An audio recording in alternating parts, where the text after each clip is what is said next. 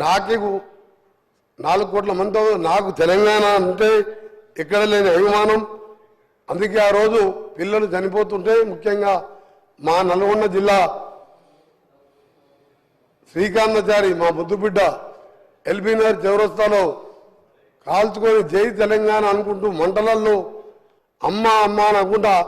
జై తెలంగాణ అనుకుంటూ పోలీస్ వ్యాన్లో హాస్పిటల్కి వెళ్ళి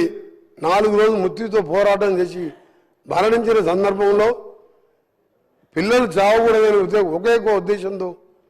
మనం కొట్లాడాలి, మన నాయకురాల్ని ఒప్పియాలని నేను కూడా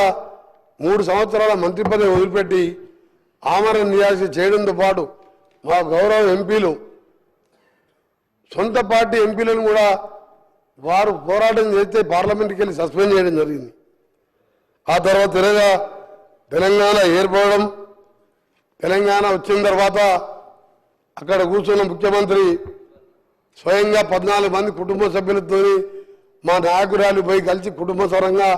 ఫోటోలు దిగి తెలంగాణ దేవత అని చెప్పడం, ఇదే కుర్చీలో కూర్చొని మేము ఇక్కడ కూర్చున్నాం 2014లో. వారు సరే 1,00,000